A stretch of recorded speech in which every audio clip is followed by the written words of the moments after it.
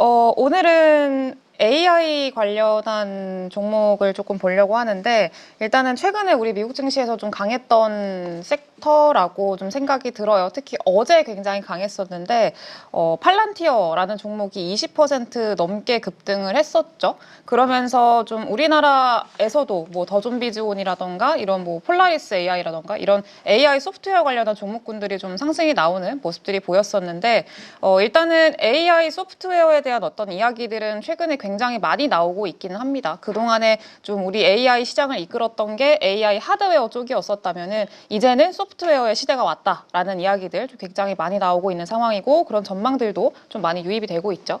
그래서 이제 관련해서 좀 보시면 좋을 만한 그런 종목들 좀 소개를 해드리려고 하는데, 일단은 좀 보겠습니다. 종목은 일단 3개 좀 가지고 왔고요. 사실 이게 좀 소프트웨어라고 하면, AI 소프트웨어라고 하면은 굉장히 많은 종류의 어떤 세부적인 섹터들이 또 나뉘어요. 근데 그 안에서도 이제 조금 지금 주목받고 있는 종목이 아무래도 팔란티어다 보니까 관련해서 경쟁사로 좀 생각할 수 있을 만한 종목들을 좀 가지고 왔습니다. 근데 이 안에서도 경쟁력을 따지자면 사실 팔란티어가 가장 좀 독보적이기는 합니다. 그래서 그 외의 종목군들 같은 경우에는 이제 막 성장을 하고 있고, 그리고 성장세가 좀 빠르게 올라오고 있기는 합니다만, 다만 팔란티어의 속도를 따라오기에는 살짝 조금 이제 못 미치는 그런 상황이다 보니까 일단은 지금 좀 원픽으로 선택을 받고 있는 게 팔란티어가 아닐까, 이렇게 좀 생각을 하고 있습니다. 시총 규모 면에서도 팔란티어가 가장 크고요. 뭐 데이터독이라던가 스노우플레이크 이런 종목군들은 조금 그 밑에 하단에 좀 작게 위치를 해 있다라고 보시면 좋을 것 같아요. 그래서 일단은 데이터 분석 쪽에서의 소프트웨어 관련한 종목들, 그러니까 데이터 플랫폼이라고 보시면 좋을 것 같은데, 이쪽에서의 종목들을 좀 보시면 좋을 것 같고요. 일단은 앞서서도 말씀을 해드렸다시피 최근에 이 소프트웨어 관련한 종목군들이 좀 관심을 받는 이유가 명확히 있습니다. 생성형 AI를 주도하고 있었던 것들이 기존에는 하드웨어였었다면은 이제는 소프트웨어로 바뀌었다라고 보시면 좋을 것 같고요. 일단 우선 소프트웨어 섹터에 대한 좀 관심도가 높아져야 될 필요성이 있는 이유 중에 하나가 일단 금리가 내려가기 시작을 했거든요. 금리가 내려가기 시작했다라는 거. 그리고 두 번째로는 이제 미국 대선이 끝났잖아요. 트럼프의 승리로 지금은 좀 마무리가 됐고 좀 생각보다 빠르게 끝난 것 같아요. 네, 그러면서 이제 그동안에 많은 기업들이 불확실성 때문에 예산 집행이라던가 그리고 투자라던가 이런 것들을 좀 뒤로 딜레이를 시켰었단 말이죠.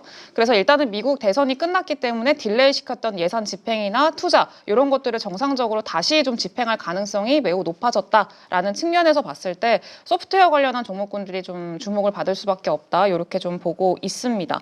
그래서 생성형 AI 관련한 어떤 산업의 성과들이 이제 가시화될 수 있을 만한 그런 시점에 진입을 했다고 판단을 하고 있기 때문에 관련한 섹터들이 좀 관심을 받고 있다라고 보시면 좋을 것 같고요. 이제 생성형 AI의 핵심이 기존에는 학습 이었었다면은 이제 학습에서 추론으로 넘어가고 있는 추세입니다. 네, 그래서 이제 뭐 원가 인하라던가 이런 것들도 제품의 어떤 증가에 영향을 미칠 걸로 보고 있는데, 그러니까 LLM 그 거대 언어 모델의 어떤 추론 능력이 굉장히 좀 뛰어나지고 있거든요. 그래서 뭐 엔비디아의 GPU라던가 이런 것들이 가장 큰 영향을 미치기는 했었는데, 엔비디아의 GPU가 지금 이 학습을 엄청나게 길게 끌어왔고 추론을 할 수 있을 만한 기반을 만들어 줬다면은 이제는 이 LLM의 가격 인하가 같이 좀 이루어지면서 제품이 본격적으로 출시될 시점이 좀 다가오고 있는 것 같아요. 네, 그래서 지금 보면은 그동안에는 반도체 그리고 뭐 데이터 센터 이런 중심의 기업들이 보통 수혜 기업들이었었다면은 이제는 기술 발전이 좀 어느 정도의 포인트를 넘어서는 그런 시점부터는 뭐 인프라 소프트웨어 그리고 뭐 다 굉장히 많은 뭐 어플리케이션이라던가 이런 것들이 아마 좀 부각을 많이 받지 않을까, 좀 그렇게 생각을 하고 있고요. 그 시기는 내년쯤이 되지 않을까라고 좀 생각을 하고 있습니다. 그건 이유는 뭐 아까 말씀드린 금리라던가 그리고 이제 그 예산 집행이라던가 이런 것들이 좀 있을 수 있을 것 같아요. 네, 그래서 일단 보게 되면은 뭐 AI 시대 핵심 키워드가 GPU 그리고 데이터, 사이버 보안 이렇게 좀 말씀을 드려놨었는데, 기존에는 요거였었다면은 이제는 데이터 쪽으로 그리고 사이버 보안 쪽으로 좀 넘어오고 있는 상황이라고 보시면 좋을 것 같고요. 사이버 보안 같은 경우에는 제가 이전에 오전에 그 장중에 이 종목들도 잠깐씩 다뤘었잖아요. 근데 그때 한번 설명을 해드렸었는데, 지금 저의 시간이 또 왔기 때문에 좀 생겼기 때문에 앞으로 그 사이버 사이버 보안 관련해서도 한번 다뤄보겠습니다. 네, 일단은 그래서 데이터, 사이버 보안 이쪽으로 좀 넘어가고 있다라고 보시면 좋을 것 같고, 엔비디아의 GPU로 초거대 LLM이 탄생을 했고 방대한 데이터 학습을 통해서 이 LLM이 고도화되고 있다라고 이제 표현을 좀 해놨습니다. 근데 이게 좀 중요한 게 2026년부터 이 LLM을 학습할 수 있는 데이터가 고갈된다고 해요. 그래서 이게 고갈? 네, 그래서 데이터가 고갈될 전망이라고 지금 합니다. 그래서 일단 이거는 뭐 어떤 그 보고서에서 나온 내용이었었는데, 이게 2026년까지는 단기적으로 고갈될 가능성이 높고, 그렇기 때문에 이제 데이터를 잘 관리하는 게 앞으로 이 기업들이 엄청난 경쟁력이 될 거다라는 전망들이 이제 좀 나오고 있다라고 보시면 될 것 같습니다. 그래서 지금부터 소개해드릴 종목들 같은 경우에는, 그리고 대표적으로 팔란티어 같은 경우에는 이 데이터를 아주 잘 관리하는 기업이기 때문에 시장에서 주목을 받고 있다. 이렇게 좀 쉽게 생각을 할 수가 있을 것 같아요. 네, 그래서 지금 그러면은 소프트웨어의 성장 조건, 소프트웨어 기업들의 성장 조건이 그럼 대체 뭐냐라고 한다면, 첫 번째로는 당연히 지금 시대 흐름이 굉장히 빠르게 바뀌고 있고 신기술들이 굉장히 빠르게 좀 나오고 있는 상황이고, 신기술들이 빠르게 나오니까 거기에 맞춰서 좀 수요가 늘어나는 그런 이제 기업들이 요구하는 그런 것들, 그런 수요에 좀 맞춰서 빠르게 좀 대응할 수 있을 만한 능력들이 지금은 가장 좀 필요한 것 같아요. 그리고 두 번째로는 그냥 단순한 클라우드 기업들, 저장하는 것들을 넘어서 좀 다른 어떤 데이터를 처리하고 뽑아내고 이런 것들에 대한 차별성을 가져갈 수 있느냐 여부가 앞으로의 어떤 기업들의 주가의 향방, 그리고 경쟁력의 향방을 좀 많이 가를 거다. 좀 이렇게 판단을 하고 있습니다. 그래서 지금 보면은 뭐 이 AI, 그 IT 스pen딩 예측치 추이인데, 이거 보면은 뭐 IT 소프트웨어 쪽에서의 그 어떤 소비량이라던가 이런 것들이 좀 가장 많은 것도 확인이 좀 되실 거예요. 그래서 소프트웨어 쪽으로 가장 많은 좀 지출들이 일어나고 있구나, 그 퍼센테이지가 가장 높게 형성이 돼 있구나라고 보시면 될 것 같고요. 그래서 이제 이런 것들의 어떤 배경 지식을 깔고 좀 들어가게 된다면은 그 안에서 팔란티어가 가장 좀 독보적인 기업이다라고 말씀을 드렸는데, 이 팔란티어 같은 경우에는 뭐를 하는 기업이냐, 이 뭐 그냥 소프트웨어 기업이다라고는 많이들 알고 계시겠지만, 이게 살짝 좀 내용이 조금 복잡하기는 합니다. 그래서 일단은 뭐 조직이 특정 비즈니스 문제를 해결하는 데 필요한 데이터 분석 앱을 구축하고 개발할 수 있도록 돕는 빅데이터 뭐 소프트웨어 기업이다 뭐라고 일단은 얘기를 해놨는데, 일단은 이 팔란티어가 하고 있는 산업에는 사업부에는 한 3개 정도로 크게 나눌 수가 있을 것 같아요. 그러니까 고담이라는 거, 그리고 파운드리라는 거, 그리고 AIP라고 있는데, 일단은 고담 같은 경우에는 정부를 대상으로 합니다. 원래 팔란티어가 되게 좀 베일에 쌓인 기업이었었거든요. 아무래도 정부를 대상으로 좀 서비스를 이제 판매를 하고 매출이 낮은 그런 기업이다 보니까, 정확히 팔란티어가 어떤 사업을 영위를 하고 있고 정부와의 협력을 통해서 어떤 거를 좀 만들어 나가고 있는지, 그런 거를 좀 구체적으로 알기가 되게 힘든 좀 기업이기도 했어요. 그러니까 이 기업이 2008년도 그때부터 이제 좀 정부랑 협력을 통해서 좀 했었고요. 뭐 CIA라던가 이런 정부의 어떤 군사 쪽 관련해서도 이 팔란티어가 좀 담당을 많이 했을 정도로 굉장히 좀 비밀리에 이렇게 좀 쌓여있는 그런 기업이었다라고 보시면 좋을 것 같습니다. 근데 일단은 시간이 좀 지나면 지날수록 이 민간 쪽에 대한 매출 비중이 굉장히 많이 늘어나고 있는 추세예요. 그래서 기존에는 정부가 대부분이었었다면은 이제는 민간 쪽 매출 비중이 굉장히 많이 늘어나면서 정부가 한 50%대, 그리고 민간 비중이 거의 한 40몇 %대, 거의 반반 정도까지 많이 올라와 있고요. 민간 쪽에 대한 매출 비중이 많이 늘어나니까 당연히 이제 상업화에 대한 기대감이 굉장히 높아지고 있는 거죠. 그래서 실제로 매출이 반영되고 수익성이 늘어나고 그리고 마진율이 늘어나고 이런 것들에 대한 기대감이 좀 유입이 되고 있다, 이렇게 보시면은 좋을 것 같습니다.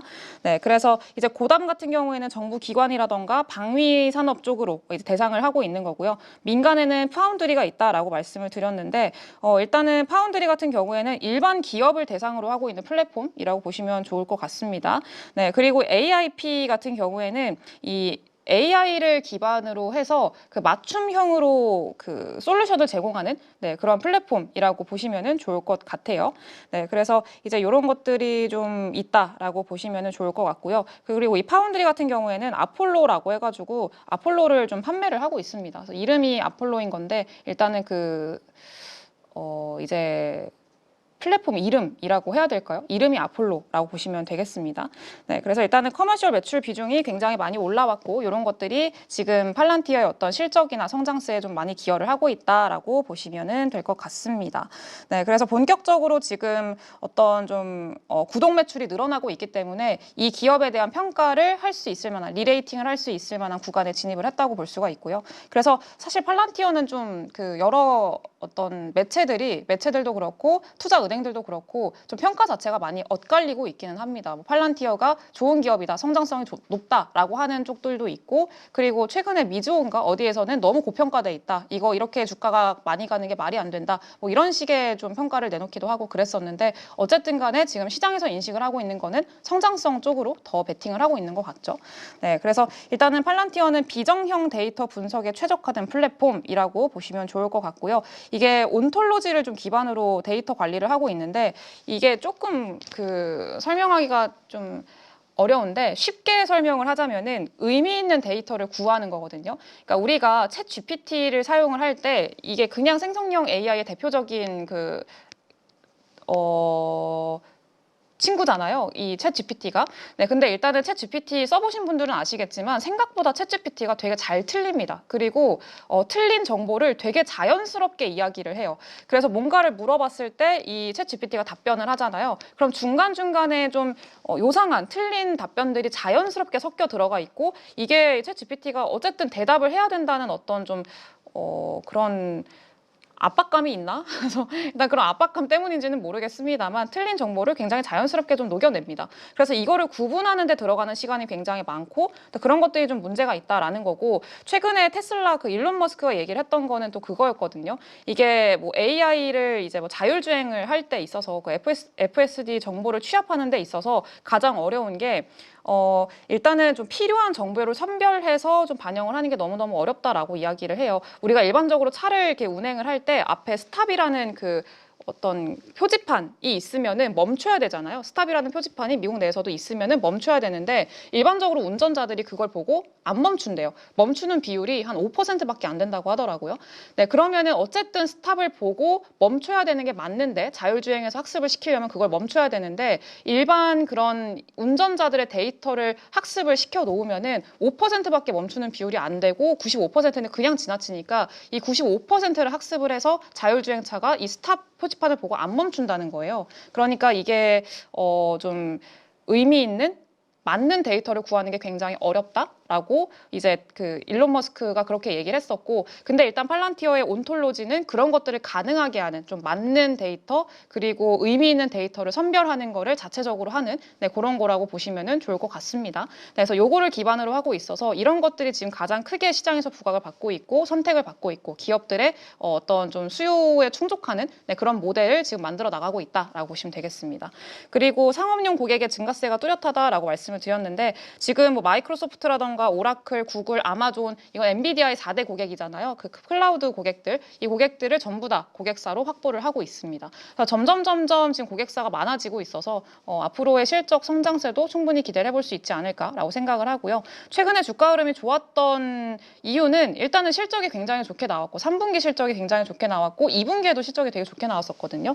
점점 그 증가율 자체가 큰 폭으로 늘어나고 있다 보니까 이런 성장성이 단순히 그냥 기대감으로 그치는 게 아니라 실적으로 반영이 되고 있구나라는 거를 좀 확인을 하면서 좀 긍정적인 평가들이 있었다라고 보시면 되겠습니다. 그래서 이거는 그냥 이제 보시면 될 것 같고요. 그리고 데이터독 같은 경우에도 매출 성장세가 좀 상당히 빨라요. 3분기 실적 상당히 잘 나왔고요. 그리고 클라우드 기반의 모니터링이나 보안 플랫폼 이런 것들을 제공하는 기업이고, 뭐 서버나 데이터베이스, 뭐 어플 이런 IT 인프라 전반적으로 실시간 모니터링, 분석 서비스 이런 것들을 제공하는 기업이다. 이렇게 보시면 될 것 같습니다. 그래서 데이터 도구 같은 경우에도 지금 매출액 증가율이 나름 좀 차곡차곡 잘 쌓이고 있는 상황이고요. 올해 EPS 증가율이 1000%가 넘어갑니다. 네, 그래서 좀 빠르게 성장을 하고 있고, 소프트웨어 기업들이 굉장히 좀 빠른 어떤 매출의 성장세를 시현하고 있구나라는 것들을 다시 한번 확인을 해볼 수가 있을 것 같고, 지금 매출단에서도 굉장히 좀 차곡차곡 늘어나고 있는 것들까지 좀 확인이 되시죠. 네, 그래서 그런 것들 좀 보시면 좋을 것 같고, 최근에 이 아무래도 매출이 좀 빠르게 늘어나고 있다 보니까 IB 쪽에서도 긍정적인 전망들, 뭐 투자 의견을 상향 조정을 한다던가 이런 것들 굉장히 많이 일어나고 있습니다. 근데 이거는 스노우플레이크 같은 경우에는 조금 반대되는 기업이라고 좀 보셔야 될 것 같은데 이거는 좀 안 좋은 예시라고 해야 될까요? 스노우플레이크는 아마 들어보신 분들이 굉장히 많으실 것 같아요. 이 스노우플레이크도 클라우드 기반으로 해서 데이터 플랫폼을 제공하는 그런 기업인데 최근에 주가 흐름을 보시면은 상당히 부진합니다. 뭐 최근에 아무것도 안 하냐? 그것도 아니고 일단 오픈소스 LLM인 아크틱을 새롭게 출시를 하기도 하고 나름 좀 괜찮은 좀 그런 활동들을 하고 있고 내놓고 있고 그렇기도 하고요. 엔비디아랑도 오랜 시간의 파트너십을 좀 앞으로 확장을 하겠다라고 얘기를 했었고 지금도 진행을 하고 있는 그런 상황입니다. 근데 다만 좀 문제가 되는 거는 기술적인 문제가 조금 많이 불거지고 있는 상황이에요. 그래서 일단은 아까 앞서서 비정형 데이터를 다루는 게 굉장히 중요하다. 정형화되지 않은 데이터, 비정형 데이터를 좀 다루는 게 굉장히 중요한 상황인데 스노우플레이크는 이 비정형 데이터를 다루는 그 시점이 너무 지연이 됐고 좀 늦었습니다. 다른 이 뭐 팔란티어나 이런 기업들에 비해서. 네, 그래서 그런 평가들을 좀 받고 있고요. 데이터브릭스라는 경쟁사가 또 있는데 그 기업에 비해서도 조금 늦었다라는 그런 얘기들 좀 많이 비교를 당하고 있는 상황이죠. 네, 그리고 스노우플레이크가 이제 좀 아마존의 어떤 대체제로서 단순히 그냥 뭐 클라우드 역할을 한다 정도로만 좀 평가를 받고 있는 것 같아요. 그래서 그런 것들이 가장 큰 주가의 부담이라고 좀 보시면 좋을 것 같고요. 아까 말씀드렸던 데이터 브릭스 같은 경우에는 일단은 뭐 데이터를 저장을 시키잖아요. 그러면은 이제 실시간으로 그 데이터를 처리하는 것도 가능하게 하거든요. 근데 스노우플레이크는 그것까지는 안 된다라는 것들이 조금 시장에서는 별로 부정적으로 보는 그런 내용이라고 보셔야 될 것 같습니다. 그래서 아까 이제 그 소프트웨어 기업들이 좀 성장하기 위한 조건이 두 가지가 있다고 말씀을 드렸는데 신기술을 빠르게 적용할 수 있는 거, 네 그리고 또 뭐였죠? 신기술을 빠르게 적용할 수 있는 거, 그리고 차별성을 가질 것 이랬는데 둘의 어떤 조건에서 살짝 좀 밀려난 그런 상황이기 때문에 주가가 이렇게 밑으로 흘러내리는 모습들이 좀 보였다. 근데 이런 거는 실적으로도 반영이 되고 있습니다. 다른 기업들, 다른 경쟁사들이 더 지금은 매력적이고 실시간으로 데이터도 잘 처리를 해주고 그리고 더 좀 효율적인데 굳이 이 스노우플레이크를 기업들이 선택할 이유가 별로 없는 거죠. 그렇다 보니까 매출액이라던가 매출액 단에서는 증가율이 나타나고 있긴 합니다만 EPS나 순이익 그리고 마진율 이런 것들이 좀 축소가 되고 있다라는 게 가장 큰 단점인 것 같아요. 그래서 내년 기준으로 봤을 때는 EPS가 더 크게 좀 줄어들 거다라는 그런 전망들이 있어서 주가의 상방을 좀 제한하는 그런 요소로 작용을 하고 있다라고 보시면 될 것 같습니다. 그래서 최근에 어떤 좀 순이익 자체도 좀 축소가 되고 있는 그런 모습들도 같이 보이고 있고요. 일단 스노우플레이크의 예시를 좀 보시면서 이런 기업들은 경쟁력 측면에서 밀릴 수밖에 없겠다라고 좀 판단을 할 수가 있을 것 같아요. 그래서 어쨌든 간에 이 안에서는 팔란티어가 가장 독보적인 상황이기 때문에 좀 관심 있게 보시면 좋을 것 같고요. 다만 지금은 좀 주가상으로 빨리 많이 올라왔고 팔란티어가 또 트럼프 관련주로도 엮여 있어요. 네, 그래가지고 더 좀 올라온 것 같은데 일단은 지금 구간에서 뭐 새롭게 공격적으로 진입을 한다 이런 것들보다는 조금 일단은 관심 종목에 넣어두시고 좀 지켜보면서 어느 정도 쉬어가는 흐름일 때 그럴 때 좀 차근차근 좀 모아나가는 형식으로 가져가시는 게 좋지 않을까 저는 그렇게 생각을 하고 있습니다.